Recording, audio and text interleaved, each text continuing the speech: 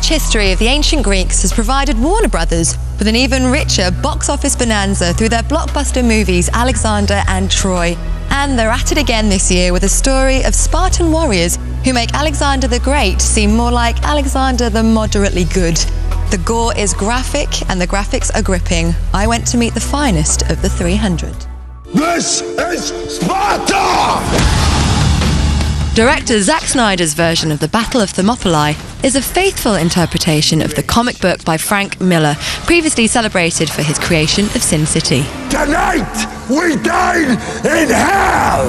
The heroic Spartans, led by Gerard Butler as King Leonidas, are defending a narrow pass blocking the invading million-strong army of Persian Emperor Xerxes. This is where we hold them! This is where we fight! This is where they die! How did you capture that with CGI? How did you actually get the right reactions from the actors? Because it's pretty tough. It is tough. It's tough because they're really not working with a lot. A lot of the time I would say to Jerry, like, okay, your guys are that lamp over there. And Xerxes' army is that pipe on the wall of it. So he'd look at me and go, okay, I'm just going to have to go with you on this. I do put so much trust in Zack, or do you sit there thinking, right, so the Persian coming at me is actually a lampshade? The Persian coming at me is pretty much a lampshade. I mean, you can't do anything but trust. You know, my big scene with Xerxes, it was to his photograph on a pole. He stood where you are, but he had to talk to my crotch, a photograph of me on my crotch, actually. So, you know, whatever you see going on in the film, it was wasn't quite the same. It wasn't quite as easy. We are at war, gentlemen. Lena Headey is Queen Gorgo fighting a rearguard action at home while the politicians debate whether to support their king.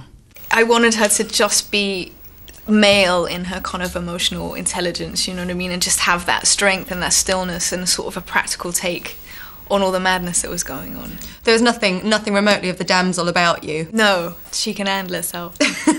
Now you mentioned the men, you touched on the men there. How distracting was that? I in fact touched the men daily. They did look wonderful, although like after a few days I was like, could you put a jumper on? It actually got a bit boring, do you know what I mean? I was like, could you put them away for a minute? It became like wallpaper.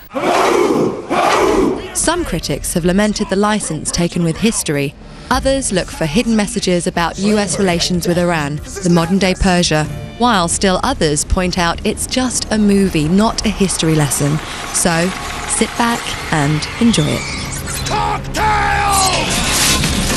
I always say, look, the movie's probably closer to Pirates of the Caribbean in its depiction of reality than it is to a movie that's trying to be real, like, say, Alexander. So you weren't, is it fair to say, going for historical accuracy? Absolutely, I think fair.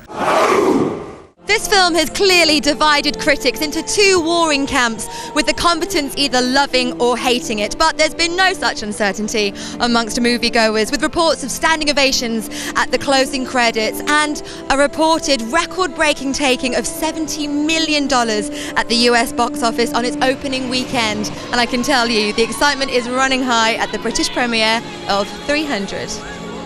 We've seen the film actually twice. We've been to Berlin, to the premiere in Berlin. And it was absolutely wonderful. He's very, very powerful and it gives a fantastic performance and really inhabits the character. Look, you've got a mini Jerry. He's got an interchangeable head as well. You take his head off and he's got one with a helmet. Yeah.